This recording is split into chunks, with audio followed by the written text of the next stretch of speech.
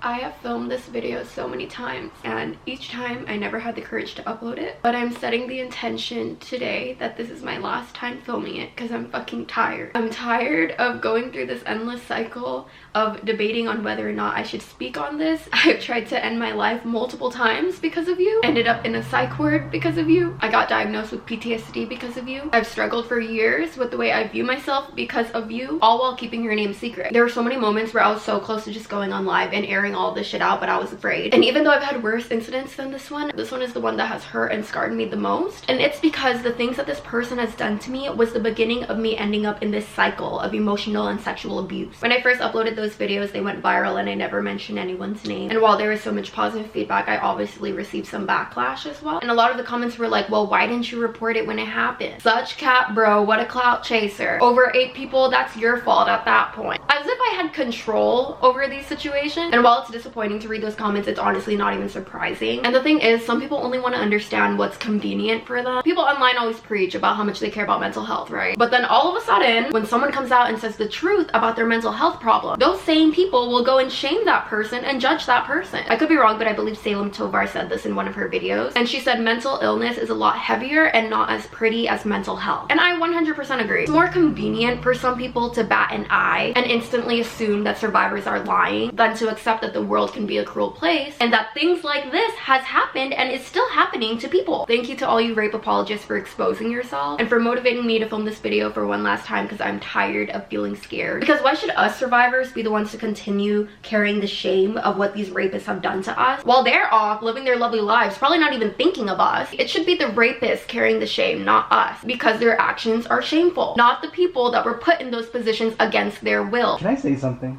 Yeah. For the people saying why you didn't say anything, avoiding pain is a universal human instinct, right? Yeah. Like if you see a burning building, do you run towards it or do you run away? You run away. You run the fuck away, right? Exactly. It's like, why would you run towards it? So it was a painful situation for you to talk about, and you have all the right to talk about it when you're ready, not when other people think you should talk about it. You know what I mean? And that's like a common misconception for people. And like, I understand why it is, you know? Something that other people don't realize. When you have your control stripped away from you like that, it's not as easy to just get up and have to relive that moment all over again by reporting it to someone, if that makes sense. And the funny part about the situation is when it happened, I did tell someone, and like everything will make more sense later. I'm really happy that Trey made that point, because that's essentially what I did for years. I didn't want to think about the situation. I didn't say anything. I avoided everything that reminded me of that person, and I avoided anyone that reminded me of that person. So with all of this being said, I'm done keeping your ugly ass name a secret. Justin Romano from UC Irvine and Rialto High School is a rapist who drugs minors and takes naked videos and photos of minors. Justin Romano has done multiple things to me without my consent, and I will be speaking on every single one in this video. I will be splitting the story up into 6 different parts, and each part will have a timestamp in the description if that matters for anybody. First part being Justin and I's relationship and how we met and his weird behavior. The second part being the incident at the pool party. Third being the weed incident. The fourth being the shower incident. The fifth being the time that he raped me. And lastly, the aftermath of it all. I do want to say that I will be speaking on each event in detail, and through each event his actions progressively just get worse and worse. So once again, I wanted to leave a trigger warning here before I begin. Ready? Yes. You got it. Thank you. Nothing bold. Sure. There were multiple red flags that I couldn't notice as a kid that now as an adult I can notice. So throughout the story, I'm going to be mentioning some of these red flags in attempts to help somebody else. And before anybody is like, if there were so many red flags, why didn't you say anything? Why couldn't you see it? I was a kid, and at least for me, the internet at the time didn't do a great job at spreading awareness on these topics. Like, I come from a very traditional Filipino household. Like, you're not even allowed to think about sex or talk about sex, at least in my household. And I was also a virgin at the time, so I didn't even have any knowledge on sexual assault or what that even meant, or that people were capable of doing those things. So I met Justin when I was in middle school and he was in high school. That should have been the first red flag, right? And you guys know what's so weird is that the middle school and high school that I went to had a weird reputation of shit like this happening all the time. Jehu Middle School and Rialto High School. I can recall so many times where a middle schooler or a high schooler had an inappropriate relationship with an upperclassman. Like when I was in middle school, I remember one of the most popular girls in school had a boyfriend who was a senior in high school, and she was 13. I also used to be friends with this girl, and she was super cool at first. And then I ended up finding out that she was also also a senior in high school, and she fell in love with a 7th grader. He was 12 and she was like 18, 17. They ended up falling in love and dating each other for several years. When I was a senior in high school, I had a friend who was 15 and she was dating a 27-year-old. They're married now. Hello, this is Alyssa editing. As I'm editing this, I notice I sound very frustrated. I just wanted to note that I don't have a problem with age gaps in relationships. My issue wasn't directed towards people who are like 29 dating a 35-year-old. My problem was more so directed towards the adults dating literal kids. And it wasn't even just classmates, right? It was the teachers too. I'm gonna make another video on that topic as well, by the way. A female teacher from my high school had a threesome with these 2 guys that I knew. They were literally like 17. So long story short, it's a problem, not just at my high school and middle school, but everywhere in the world, unfortunately. So at the time, because I was seeing all of these things happen to me, I didn't think being friends with someone in high school was that bad, right? And I met him through mutual friends. Subconsciously, that was like normalized, right? It was normalized at the time. I don't know if it's still like that now. Or no, it still is like that now. Literally one of my old teachers got exposed like 2 months ago. It's fucking gross. But so I met Justin when I was about 12 or 13 at the time. And by the time I started my freshman year in high school, I was a freshman and he was a junior. But you know when you're in high school and you want to be friends with the upperclassmen? Is that still a thing? You know, you're new and you want to be friends with the cool upperclassmen. So at the time, because I was in ASB and stuff, friends with a lot of upperclassmen, Justin being one of them. And I remember some of my other friends, they would be like, oh my gosh, Alyssa, all your friends are older. And it would give me this weird ego boost. But I was a kid, right? Like as an adult, I realize it now, but when you're a kid, you don't know any better. It would feed my ego so much and I thought that I was so cool. So when I was making all these friends, I thought it was good. I thought it was cool. And the reason I'm bringing this detail up is to tell you guys that it's not. And I hope that anybody who's watching this that feels the same way is a little bit more cautious of the people that you choose as friends. So by the time I was a sophomore in high school, it was the middle of my sophomore year, I end up leaving my high school and I end up joining this charter program called Options. Options is technically independent study, so you can still get your GED. You're only going into class for about an hour or 2 a week. And I've mentioned this on our channel before, but I never told everybody the reason why. The reason I ended up leaving out of nowhere is because I didn't feel comfortable going to that school anymore. And that was, that's so hard to speak about. There's like multiple segues into like all these different traumatic memories. And the reason for that was because my AP World History teacher is being very inappropriate with me and made me feel very uncomfortable. Again, I will be making a whole nother video on that topic when I feel ready. But with that being said, because I wasn't going to actual in-person high school anymore, the friends that I did still have, I kind of clung on to, and Justin was one of those people. Honestly, prior to everything happening, I always thought that we were such good friends. But as our friendship went on, I started picking up on his weird behavior. So when I first started my healing journey and I started to revisit these past memories, I started realizing and remembering all the weird shit he would do that I didn't realize at the time. So for one, he would talk about the girls that he found attractive and that he thought were cute, right? Just like how most people do, how we all do, right? But with him, he would send me pictures, right? Be like, oh my gosh, this girl is so pretty. But tell me why this motherfucker would send a picture and it would be like, can I take a picture of you to show them? He wouldn't send me their Instagram page. He wouldn't send me their Twitter. None of that. No, he would send me a picture of them walking like at school or on the side of the street, and it would be a picture like this, like zoomed all the way in. It would be pictures of their ass sometimes. I remember we had a mutual friend, her name was Daisy N, and he told me that she accidentally left her Facebook logged in on his phone, right? And you know, a normal person would just log out. He would snoop through her messages and go through her messages with her and her boyfriend when they would be sexting, just read them and see the pictures like a creep, right? And then I even told him too. I was like, that's really fucking weird, don't you think? Like, and if I know what I know now, obviously I would have cut him off right away. But unfortunately, I was just used to guys that I grew up with at that time having that weird behavior. So this next incident I'm going to speak about is the pool party. And this was the first time Justin did something to me. It was the summer of 2014 and Justin had invited me to his friend's place so we can all go swimming. And I had known multiple people there. So it's the afternoon time, I'm swimming, I'm having a great time. And I vividly remember Justin constantly telling me, hey, when you're done swimming, let me know so I can show you where the restroom is, right? And again, I didn't think anything of it at the time. I kind of just assumed, okay, he, I've never seen the restroom in this house before. Maybe he just wants to take me me, and I'm like, okay, yeah, I'll let you know when I'm done swimming. But me and Daisy and we're still swimming. So then time goes by, and then he tells me again. So he's like, hey, let me know when you need to go change so I can show you where the restroom is. And I'm like, okay, I'm still swimming, you know. I believe the owner of the house, his name was Johnny. Johnny, if you're watching this, by the way, I left my black Nike slides at your place. And if you're still friends with Justin, by the way, you're friends with a fucking rapist, FYI. So I end up getting uncomfortable with him telling me so many times. So eventually I give in, and I'm like, okay, you know, Justin was my ride here. Maybe he's trying to hint to me that he wants to leave already, right? Maybe he's trying to hint that I need to get dressed, so I should go. We're walking through the hallway, and Justin leads me to the restroom, right? And when we get there, he's suddenly like, okay, you stay out here, I'm gonna change first. I remember thinking it was so weird. Like, the timing of it was just so weird, right? Because it was like, you've been bugging me to change this whole time, and then all of a sudden you're like, I want to go change. So Justin's in the restroom, and he's in there for literally about 25 seconds. So after 25 seconds, Justin opens the door again, and then he goes, never mind, you know what, you can go change. And I was so confused. I was like, first you wanted to change, now after 25 seconds you didn't even change, you just turn around and then now you want me to change. I end up going in the restroom, and then I end up changing, and it only takes me about a minute to change, right?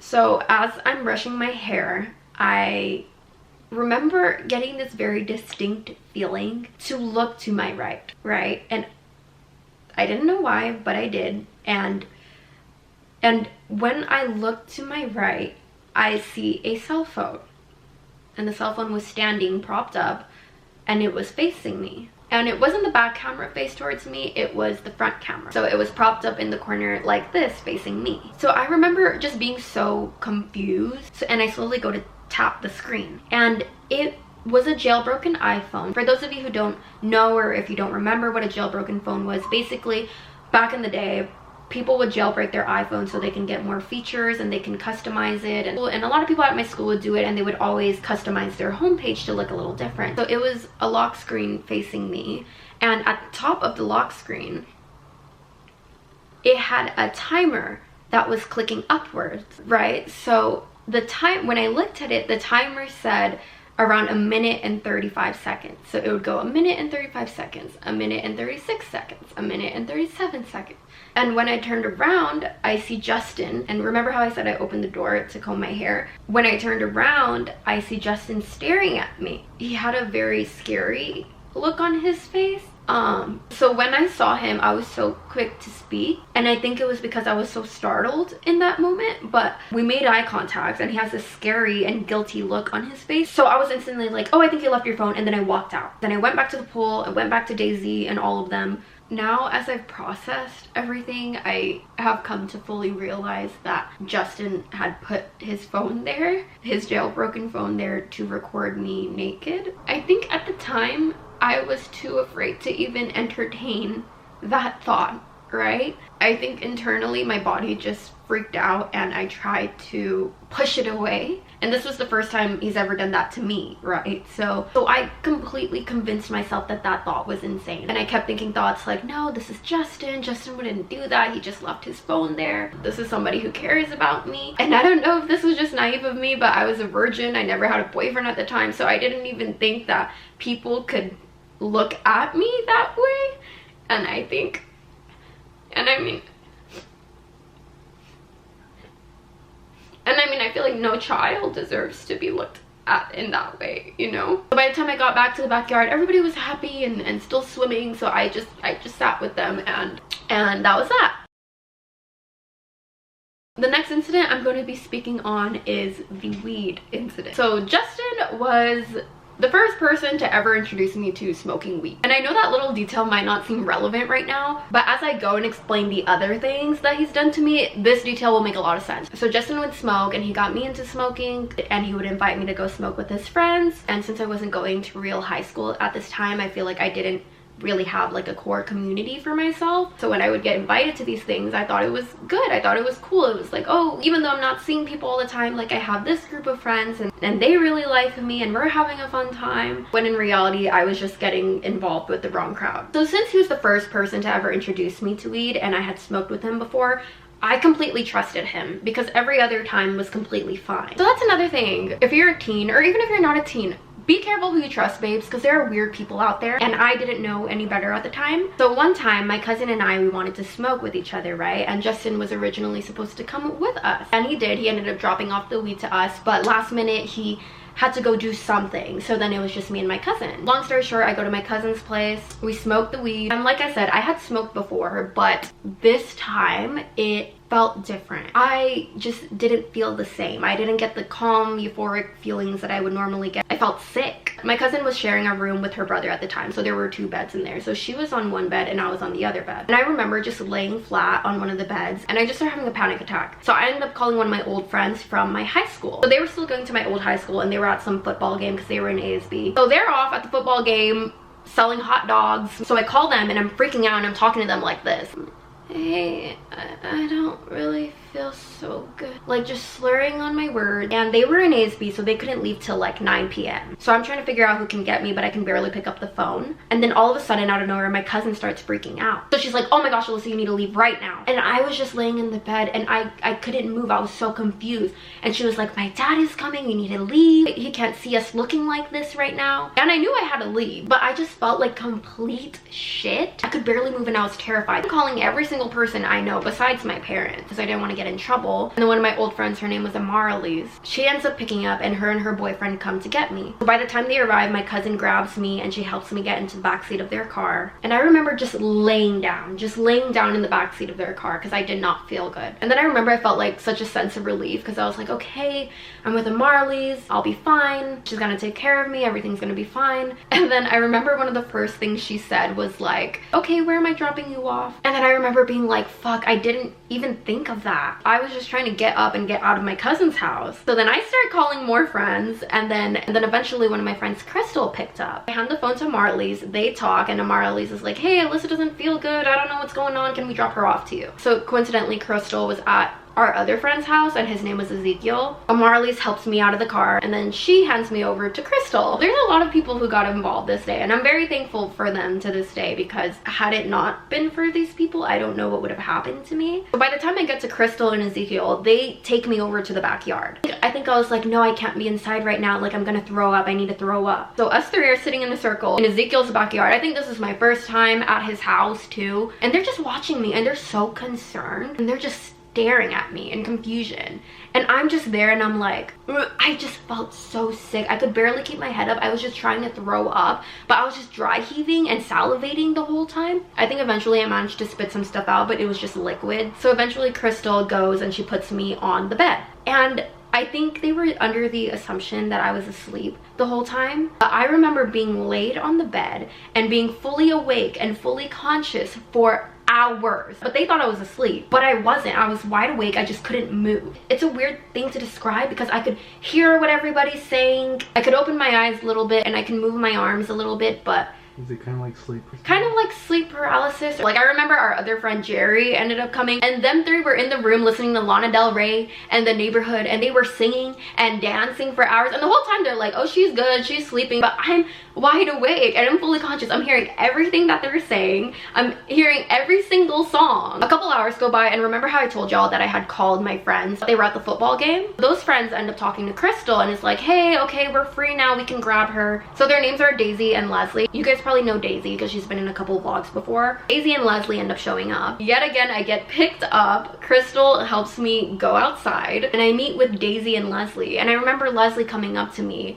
and trying to hold me and she was like, hey Alyssa, is everything all right? What's going on? It's so crazy because I could have sworn I responded, but to this day they told me, they were like, no, you just looked at us and you walked away and started walking around in circles. That's weird, isn't it? I thought I was communicating, but I wasn't. They ended up putting me in the car and I remember hearing Daisy and Leslie just talking and trying to figure out what they were gonna do with me. And Daisy's like, okay, you cannot go home right now, like you are not okay. But I managed to get up there, I fall asleep, and then by the next morning I'm completely fine. That morning I was obviously so embarrassed because so many people got involved, and my way of coping with things back then, which is still my coping mechanism now, honestly, was to like make jokes out of the whole situation to kind of divert the attention away from the embarrassment that I was feeling, because you know, I didn't want to bother all those people. I didn't want to have to get picked up like that. I didn't want to have to sleep at Daisy's place, right? So I was honestly just super embarrassed, and I was under the impression that I just couldn't handle smoking weed. And then the next couple of days I end up hanging out with a friend who is also older, and his name was Jonathan Cassidy. And I haven't spoken to him in years,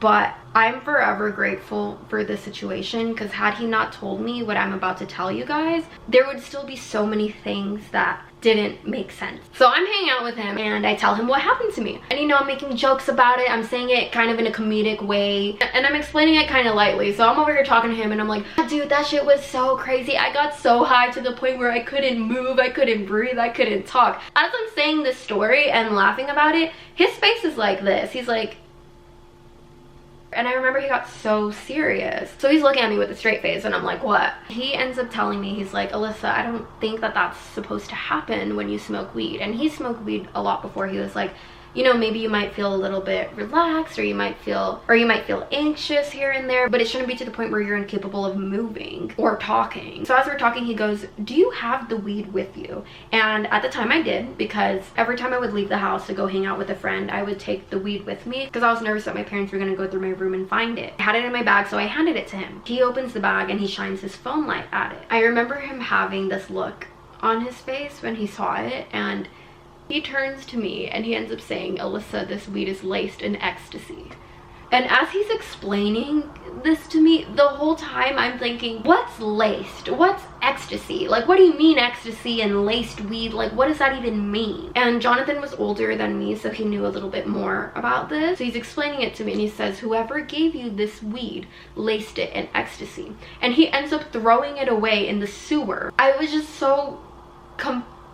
I didn't know, right? And I just remember thinking, no. I was like, no, like, that's not possible. Jonathan has it all wrong. Maybe he looked at it differently. And you know, he explained it to me. He showed it to me. He was like, do you see this? Like, it's not supposed to look like this. There's a crushed up pill in here. There's powder in here. And he's showing me all the different colors of the pill in there. And the whole time I'm just in denial. And I kept thinking, I was like, no, like, all that happened is I got too high and I couldn't handle it. Now I know not to smoke like that again. I remember I kept thinking, this is Justin. Like, Justin would never do anything like that to anyone. This is Justin. This is somebody who cares about me. This is someone who would never hurt me. This is a friend. And I kept thinking, I was like, Justin is likable. Justin has so many friends. And I assumed, I was like, likable people don't do that, right? Like, likable people aren't capable of doing something like that. But I was wrong. The people who do these disgusting acts aren't just the creepy looking weirdos that movies portray them out to be. Sometimes they even look like the popular kid in school who's friends with everybody. Sometimes it's one of your homeboys that you refuse to accept as a rapist just because he's nice to you and y'all game together and y'all are close. Or that really cool teacher that everybody loves. I feel like it's really easy for like people to advocate for survivors until it's one of their friends. Yeah. Because then after that it's like, well, is she telling the truth? Because like, oh, he'd never do that, you know? It's very easy. Like, it's easy to be ignorant and to actually accept the actual truth. And like, for parents, sometimes it's your son. It's your son who you refuse to accept as a rapist because he's a quote-unquote good kid who's in sports and in AP classes and never talks back. The truth of it is so many people, men and women, get away with these situations and they look just like everyday people. And because they look like everyday people, a lot of survivors don't have the guts to come out and say anything because they know that people won't believe them. Whenever I would think back to this situation, I would just blame myself. And I always just felt like it was my fault for leaving high school and getting in, you know, hanging around the wrong group of friends. I don't know why, but I felt like it was my fault that I could have prevented it. It's not your fault for assuming the best, babe. It's like when someone's in a toxic relationship where their partner is like emotionally abusing them, it's a lot easier for them to think that this isn't abuse because it's coming from someone they love, right? Keep in mind, this was somebody you were very close to. You didn't want to think that he was capable of these things. It was easier to not want to think that, right? It's not your fault.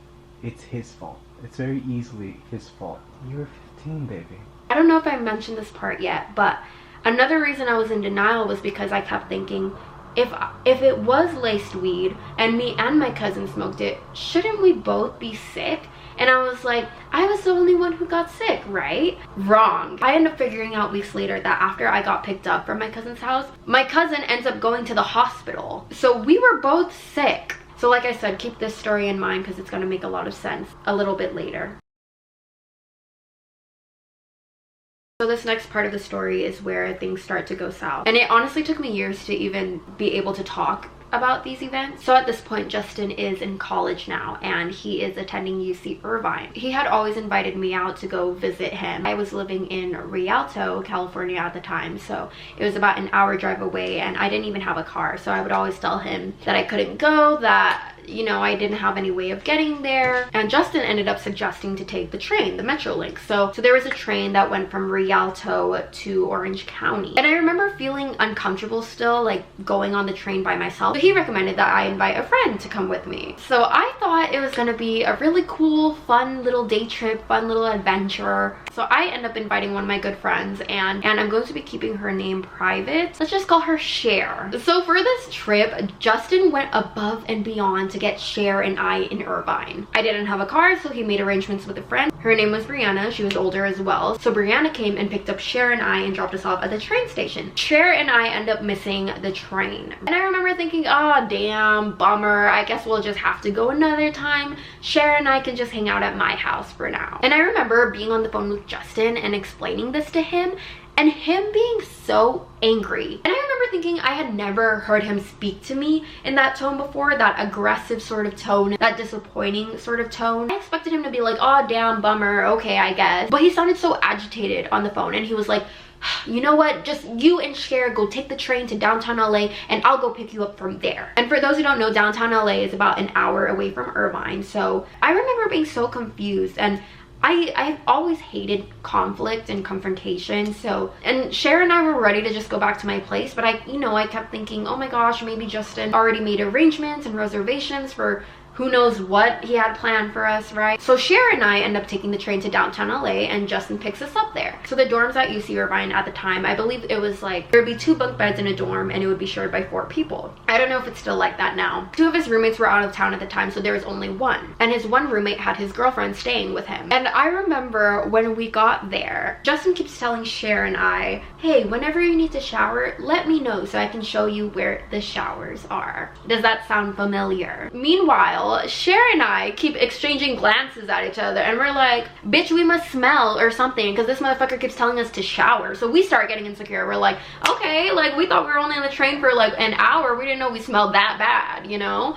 But eventually I'm like, okay, I'm ready to shower, I guess. And Justin takes me to the dorm showers, which wasn't too far away from his dorm room. And when I'm looking at the door, I realize that it's the boys' shower. So I end up asking him, I'm like, why are we at the boys' shower? And he explains to me that the girls' restroom is under construction at that time. So I remember telling him, hell no, I'm not taking a shower in the boys' restroom, because the reason for that was because it wasn't a private restroom. It had multiple showers in it and everybody on that dorm floor would just share it. Plus the shower curtain was clear. So I was afraid that I would be showering or I would be changing and someone might walk in and see that I'm in the wrong restroom. But he ended up reassuring me and saying that all the girls were using the boys' restroom since it was broken and it was under construction. And then, do you know what he says next? He ends up telling me, if it really makes you uncomfortable and it's a concern for you, I can just stay in the restroom stall while you're showering, and if a guy comes in, I can just come out really quick and tell them to go away and tell them that my friend is showering in here. I look at him and I'm straight up like,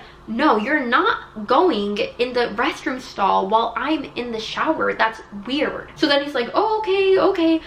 If anything, I'll just stay in the hallway of the restroom, because it's kind of hard to describe. But there was the hallway and then the shower was here and then the dorms were next to the shower. If anybody goes to UC Irvine, I'm not sure if it's still set up that way. But he agrees to just stay outside somewhere in the hallway. And at this point, I'm like, okay, I'm just gonna make it a quick shower so I can get in and get out. So I end up taking a shower, and I wore glasses at the time and I don't have the best vision, so I couldn't really see. But similar to the pool party situation, I remember having the urge to look to my right because I felt a presence in the restroom. So I was just looking straight towards the shower wall, but I would keep turning my eyes like this, right?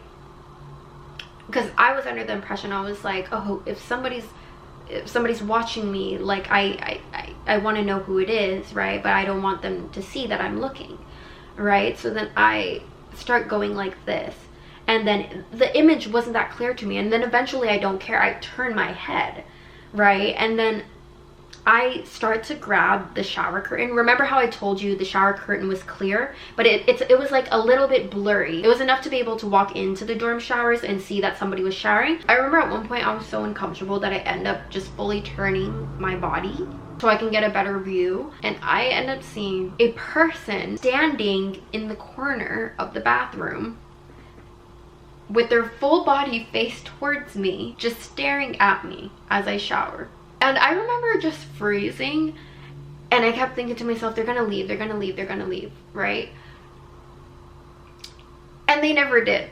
And at one point I slowly grabbed the curtain and I started peeking my head out to see who it was. And as I'm peeking my head out, I see the door close. Whoever it was has done that before. Justin, the way that you were so quick and so good at getting out like that is fucking disgusting, and it makes me question how many other girls you've done that to. Justin was in that restroom being a sick fuck, watching me naked as I shower, probably taking more pictures and videos of me again. And you know what's the worst part? I got confirmed that it was him by his roommate's girlfriend, and I'll explain more about that at the end of the next part of this story, which is honestly the hardest and most triggering part of the story, because it is where he actually physically rapes me. Hello friends, so it's a little bit later now. I took a bit of a break. This part of the story has always been the hardest for me to tell. So after the whole shower situation, Cher and I start getting tired and we want to lay down. So we asked Justin where we should sleep. And Cher and I were expecting to just take a couple of pillows and just take a spot on the floor. But Justin ends up telling us that we have to sleep in the car.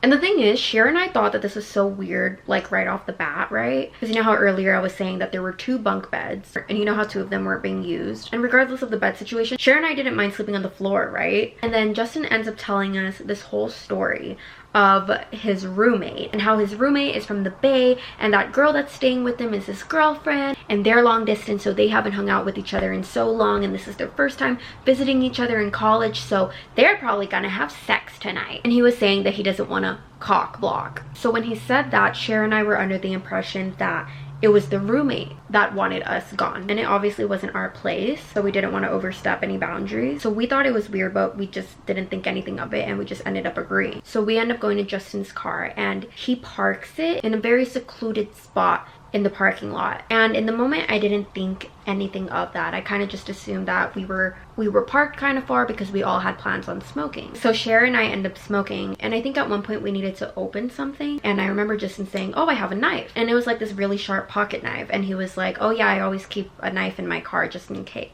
Justin tells Cher and I that we can sleep in the back seat and he'll sleep in the driver's seat. So all of a sudden we were all talking. I don't even remember falling asleep.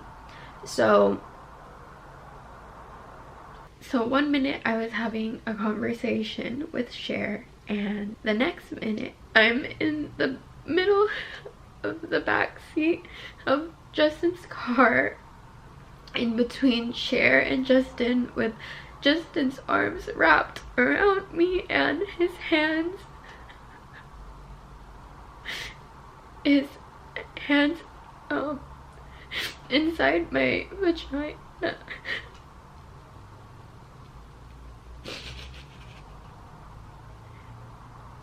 And I had never even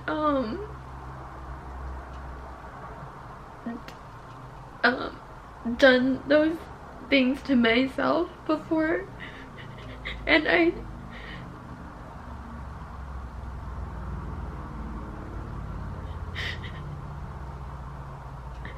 remember thinking that I didn't want his hands around me that way without my permission.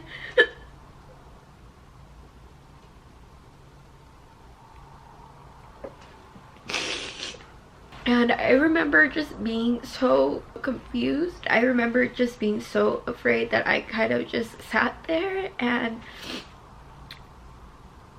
I remember just being so and then after that point, my brain just started thinking a bunch of anxious thoughts, and every time my body wanted to run or to hit him, I kind of just kept scanning the situation and realizing that I didn't stand a chance. And as he's doing this to me, I just kept replaying his voice in my head when he grabbed his pocket knife to open something, and he kept saying, I always keep a knife in my car, I always keep a knife in my car. And him saying that was just looping in my head over and over. When the trauma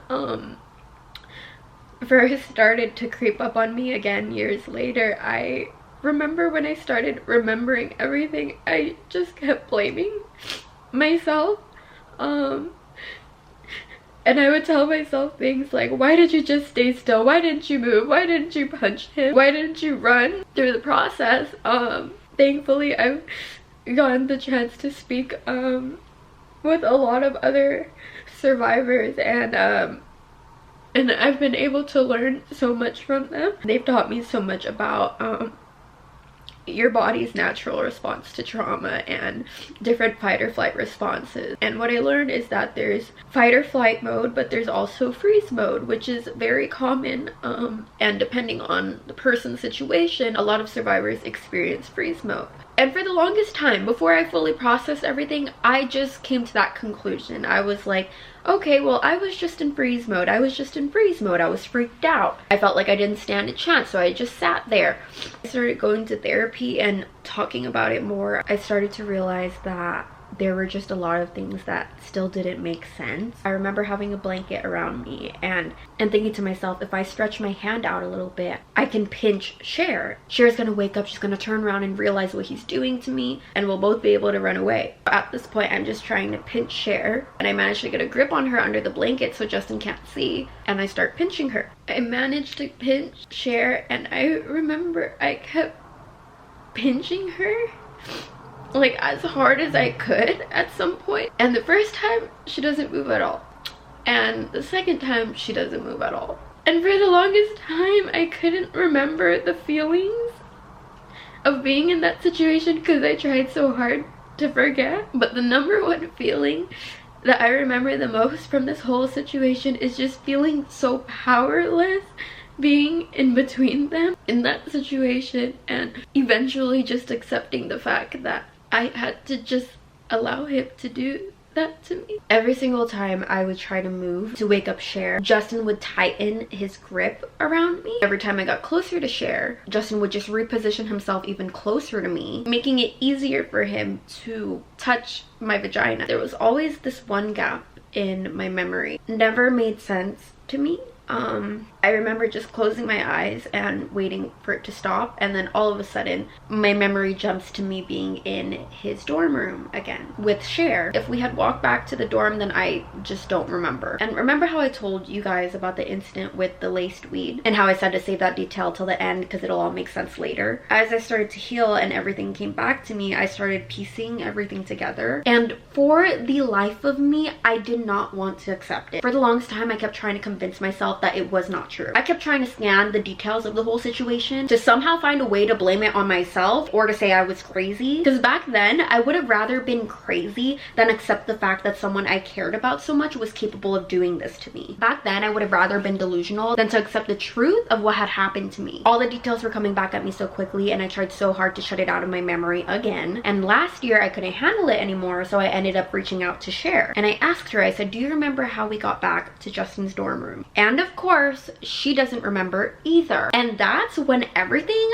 fully started to connect in my brain, and I could fully see and accept the situation as an adult. Jonathan telling me the weed was laced, Justin being the person who so happened to give us that weed, me barely being able to move, Cher not waking up when I was pinching her so hard, or as hard as I could have at least in that moment. So the whole next day after that situation, I was silent to Justin. I was making zero eye contact with him. At this point, he knows that I know. I remember at one point he looks at me and he straight up asks me like, are you okay? And he had the nerve to say it with an attitude. I remember just being so scared of him that I just nodded. Then he starts asking us if we want Starbucks, and he's like, oh, I'll treat you guys to Starbucks. It's like it was an attempt to distract us from what he did. And at this point in the morning, Cher didn't know what Justin did. So when she heard that, she was like, oh my gosh, yeah, I want Starbucks. But I didn't want to go anywhere near him. I ended up staying where I was. They left, I start walking in the hallway. And I remember the shower incident, how I was showering in the boys' restroom and someone snuck into the shower and someone was watching me naked. Well, the second Justin and Cher leave to go get Starbucks, I walk in the hallway. And as I'm walking in the hallway, I see Justin's roommate's girlfriend. Remember how he was like, oh, we have to sleep in the car. My roommate is from San Francisco and this is his girlfriend and they're long distance, yada, yada, yada. We have to sleep in the car. They're gonna have sex. Well, I remember seeing this girl and my heart dropped. She had her hair up in a towel. And I go up to her, right? And I'm like, hey, where did you shower? And she's looking at me confused and she's like, the girls' restroom? And let me tell you, when she said that, everything just started making sense in my head. And I told her, I was like, oh, well, Justin had told me that the girls' restroom was under construction because it wasn't working. So I had to use the boys' restroom last night. And she looks at me and she goes, no, it's working. It's down there. And I just instantly start freaking out. And for that very quick second, everything made sense to me. He was the one who put that phone there and he was recording me naked at that pool party. He was the first person to introduce me to weed. He gave the weed to my cousin and I. I got so sick to the point where I couldn't move. And my cousin got so sick she went to the hospital. Jonathan telling me the weed is laced in ecstasy. He purposely lied about his roommate. He purposely lied about the restroom situation so he could go in there and watch me naked like a sick fuck. He lied about his roommates wanting to have alone time. He could get Cher and I in the car. We smoked laced weed, which now explains clear as day why I couldn't fucking move and why Cher wasn't waking up when I was pinching her so hard. And then Cher and I both don't remember walking back to the dorm. So as I'm making all these realizations, I start freaking out. I end up calling my friend Vita, who I'm still friends with to this day. And I tell her I'm scared, I'm uncomfortable, and that Cher and I need to get picked up now. She unfortunately couldn't pick us up. And by that time, Cher comes back. Justin goes to his dorm like a fucking coward. And I get alone time with her to tell her what happened. And I was still processing everything at this time. And I didn't even know what rape or sexual assault was at that time. So I didn't even know how to explain it to her. So I just told her I think Justin was touching me down there. And I was like, I tried to wake you up. He was touching me. I didn't like it. And I don't blame her for this, but Cher pretty much just shrugs it off. And ignores what I said, basically. And I'm not mad at her for that at all. Cher's mom had found out that she had snuck out and taken the train. So she was ready to beat Cher's ass. So I think when I told Cher what happened, she was just too preoccupied with her getting in trouble that she didn't really process what I was trying to say. And I don't blame her for this because we were just so young at the time. Even I was confused, you know? But because of the way Cher reacted, how she kind of just shrugged it off and kept being on her phone, I started to doubt what actually happened. I was like, Cher doesn't remember being pinched? Did that even happen? Did I even pinch her? Did I have that toilet paper stuck on my face for that long? Oh my god. I remember I was watching Nikki Land's video about her ex-boyfriend who had groomed her, and she said something that I could really relate to. She said at some points in her relationship, she would start questioning her reality. And when she said that, I was like, yes, I know exactly what that's like. Because of the way Cher reacted when I had told her, I started questioning everything. I was like, this must all be in my head. And then Justin comes back out to the hallway and he tells us that he wants to take us to Newport Beach and then after he'll drive us home. And I remember being like, oh my goodness, I have no way of getting home right now. This is my only way. The only way I could get home is if Justin takes us. So I tell Cher I'm not comfortable sitting in the front seat. So she ends up sitting in the front seat. And the whole time in the back seat of that car, I'm just spiraling and I keep thinking to myself, am I freaking crazy? Did that actually happen? I was like, everybody is acting completely normal right now. The whole time in the car and the whole time at the beach, I'm just silent. I don't say a single word to him. I'm mute. We get to the beach and Justin takes pictures of us. Oh yeah, I don't know if I even mentioned this, but Justin's a photographer now.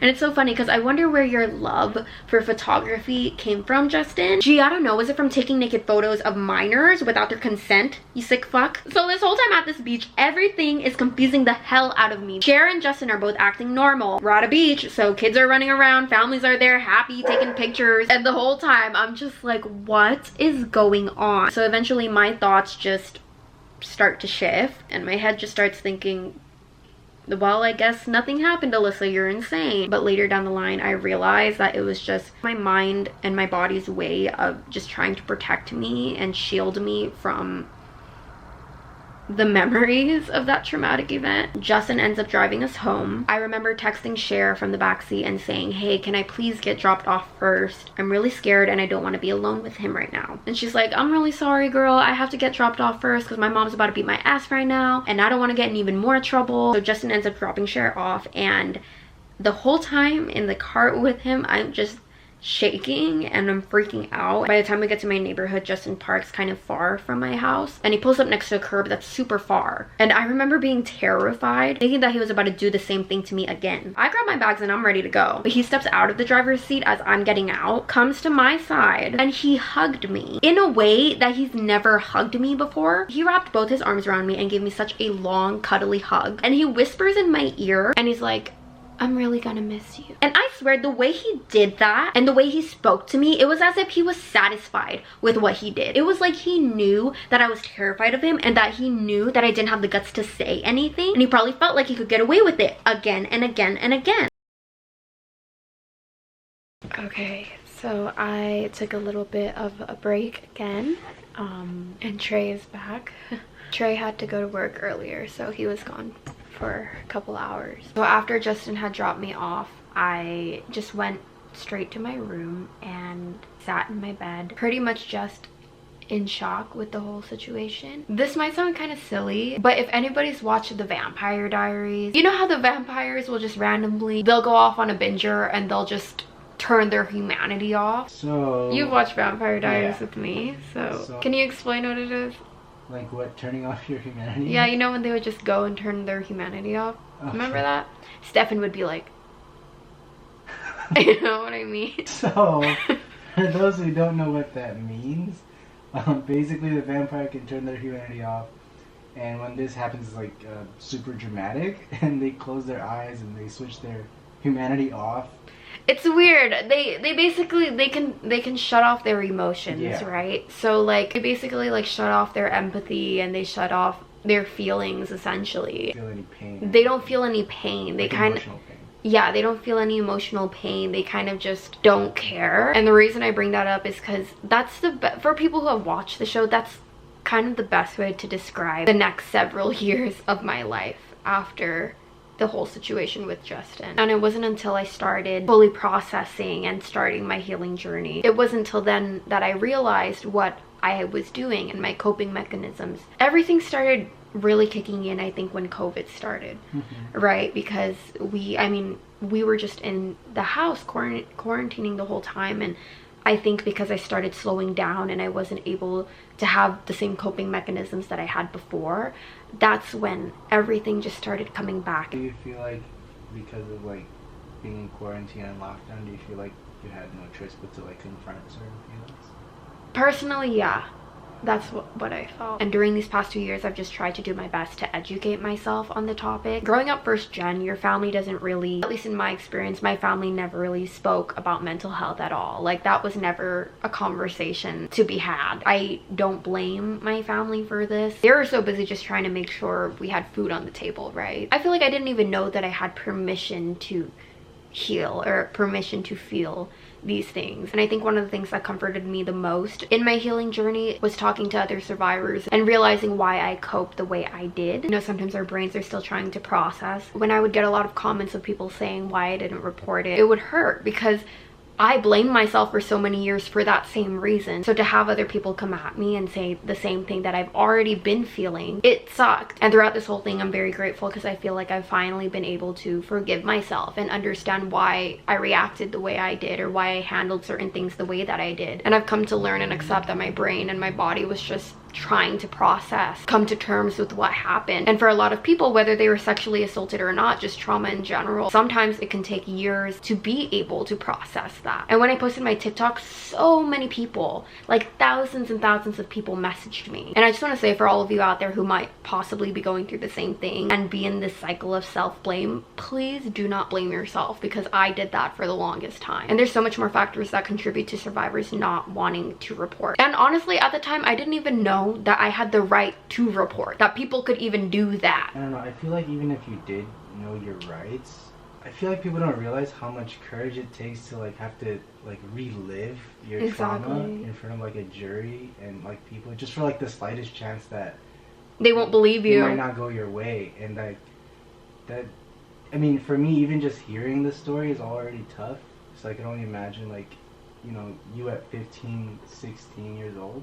It's hard to like just even listen to this, you know. And like again, I'm just listening, right? So I can only imagine you as a kid, like as a child. And that's another thing too. Like sometimes it's easier for survivors to just not say anything, or at least that's what it feels like in the moment. So going back to the aftermath of the whole situation. Later that same day, I had originally planned to go to the mall with my friend Vita, the one that I had called, and these two other guys. And before everything happened with Justin, I had originally planned to bail, right? Like I already had this excuse in my head that I was gonna say as to why I couldn't go. I just wasn't feeling it and I was about to cancel. But when I was sitting there in my room all by myself, just thinking about everything that happened that night with Justin, I couldn't handle it. I tell Vita that I'm going, and then we end up going to the mall. At the time, I really needed a distraction for myself, and it just so happened that I already had plans with friends that day. So it was me and Vita and these two boys. One of the guys there was older than us, and long story short, he ended up liking me. And because of everything that happened literally the night before, I kind of latched onto him in attempts to distract myself from all the pain that I experienced with Justin. So this guy was a bit older than me, and he showed me care. I felt safe with him. Long story short, this person ends up being my first boyfriend. And I'm not gonna lie, in the beginning it felt great. In the beginning I was fully able to distract myself and forget everything that Justin did to me. Since he was older than me, I felt like he was more experienced and more caring. And I felt like I was protected because he was more mature. Boy, was I wrong. Remember how in the beginning of the video I told you that I've had worse events happen to me? But Justin was the start of me falling into this cycle of emotional and sexual assault. My first boyfriend ends up being just as much of a monster as Justin is. And my journey with my first boyfriend started literally the day after Justin raped me. Not even 24 hours later. I'll try to make this quick. I get into this very toxic relationship where I get cheated on. I know this is very graphic, so I apologize. He would force me to film masturbation videos of myself where I would put various household objects in my vagina. Even after I've repeatedly said multiple times that I'm not comfortable with that. I wasn't even used to exploring my body that way. The first time I've ever experienced someone putting something inside of me, it was with Justin, and he didn't even have my permission. And I would refuse to participate in these videos or send him these videos. He would gaslight me. He would tell me things like, would you rather have me watch porn online? Would you rather have me watch these other girls, or would you want me watching you, my girlfriend? And since I had gotten cheated on, this made sense in my head. I was like, wait, he has a point. That is true. Why would I want him looking at other girls again? And because of my experiences with Justin, I thought this is how it is, right? Justin would get videos of me without my consent all the time. So I thought, hey, I guess I do have to do these videos, especially to ensure that he doesn't cheat on me again. It was to the point where I would constantly convince myself that I was the reason I got cheated on because I wasn't sending him videos or because I wasn't performing well in bed. I was so innocent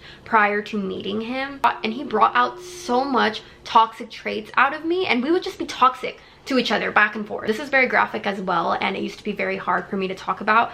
But after this video, I'm learning that I'm just out of tears at this point, and I'm just numb. I remember one time I didn't swallow his during sex because my jaw was hurting. So I pulled my mouth away as he was about to ejaculate. I remember him getting so angry with me, and he scolded me, and he was like, seriously? And he looked at me with disgust, and he was like, seriously, Alyssa, I just had to on myself. And he was so disgusted. There's another night where he was giving me the silent treatment, and I got so mad at him because I didn't know what I did. So I keep bugging him so I can know what I did, and he's taking me home at this point. He ends up getting frustrated with me, and he blurts it out. I'm over here like, why are you mad at me? Why are you mad at me? Why are you frustrated with me all the time? He looks at me, then yells at me and goes, it's because you never want to have sex. And after that, I walked into my house bawling my eyes out, and I go straight to my bed and start crying. By the way, I wasn't allowed to watch porn at the time, which was so ironic. He expected me to film these videos for him, but I wasn't allowed to. So you were allowed to make it? I was allowed to make porn, which technically you're not because I was a minor. I was allowed to make these videos for him, but I wasn't allowed to watch porn, right? And I made that rule for him too, but he admitted later in the relationship that he would still watch it anyway. So I was the only one, I guess, following the rules. And I remember bawling my eyes out after he told me that. And as I'm crying, I disobeyed him. I went and I typed in a porn website. And I sat there while crying, watching porn in attempts to learn more so I knew how to please him, because all I wanted was to be loved. We were so toxic to each other. Every time he overstepped my boundaries, which was a lot, I would try to break up with him just for me to give in a couple hours later and call him crying and apologizing, trying to get back with him, because I couldn't allow myself to be single and have the slightest feelings of feeling unsafe from Justin again. And I don't think I ever told him what happened with Justin, because I knew I would get shamed for it. My ex was my only source of safety and security at that time after Justin, when in reality, looking back, he was just as much of a monster as Justin. Actually, he was probably a bigger monster than Justin, because he did what Justin did to me, but instead of drugging me and instead of hiding cameras, he would do the exact same things to me, except he would disguise it as love. And he got me to agree to do these things and to enjoy doing these things because we loved each other. It's hard to get a proper answer out of a kid, like a 16-year-old, 15, 16-year-old, so I don't consider that you agree.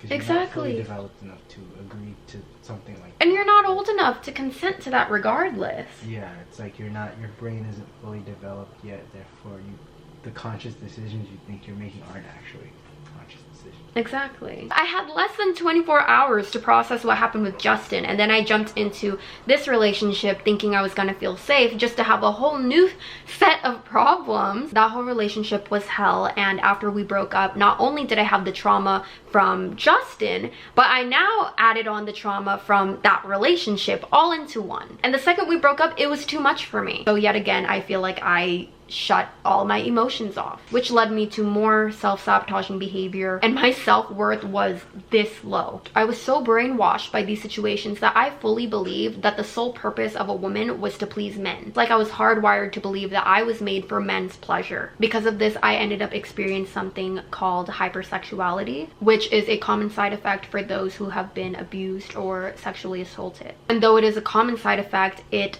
isn't really a talked about side effect. So I do plan on making a video more on this topic when I feel ready. For years I was living this way, and I never fully got it together and began processing everything until I got with Trey. I feel like the second we got together is when I fully started to get my life back on track. I feel like I was finally able to see what real safety and real care was supposed to look like, because of the way I was treated and the way my thoughts were programmed prior to getting with Trey. I would bring a lot of those toxic traits into our relationship in the beginning, and if it wasn't for him, I don't think I would have learned what a real relationship is supposed to be like. So I'm thankful for you, and I'm thankful for that.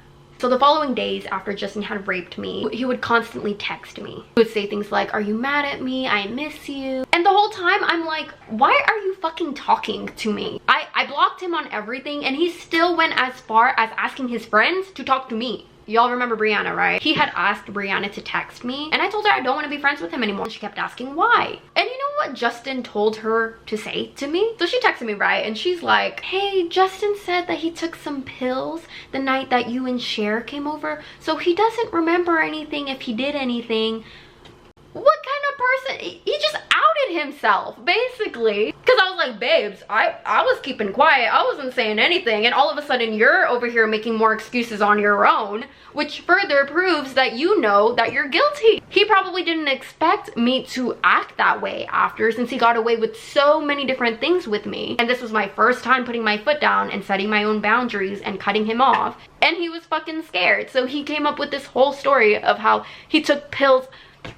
Where we went to In-N-Out and then sat in your dorm for a bit. Not once did you take any pills. I ended up going to a football game at my old high school because I missed my friends and I was just trying to distract myself. But then as I go to the football game, guess who I see? Brianna. She's graduated. So mind you, Brianna doesn't even go to the school anymore. I don't know why I saw her there. We end up speaking and she's like, "Hey, so you know, Justin's just having a really hard time recently. He doesn't know if he did anything bad. He keeps saying that he misses you so much. And you know, he's just been really sad, really sad." And again, I'm like, I don't want to be his friend. I straight up tell her that. I'm going to give Brianna benefit of the doubt, and I'm going to assume that she did not know his actions, right? And she probably didn't, right? I'm sure she's a great girl, but bottom line is, Justin, it is sick how far you went to protect your fucking name. In the beginning, I would always wonder if I would have ended up in that toxic relationship had Justin not done the things that he did to me. And honestly, part of me feels like so many different things in my life could have been avoided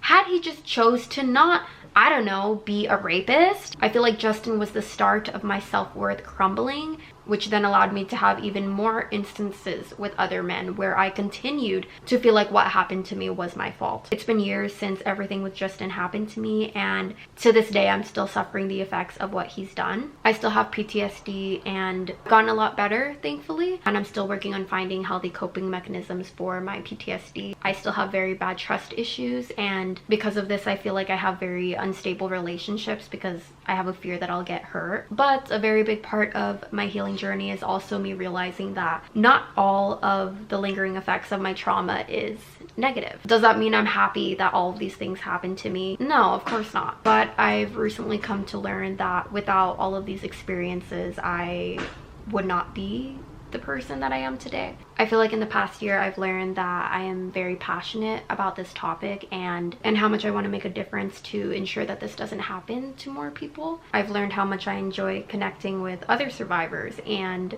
using what I've learned to help them on their healing journey. I feel like I've learned how much I value acts of service for others. While I can't really change what's happened to me, I'm learning to take charge and control the things that I can control. And one of those things is spreading awareness on these topics.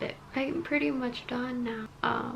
I've thought about this day for so long, and it just feels like huge weight lifted off my shoulders. Come here.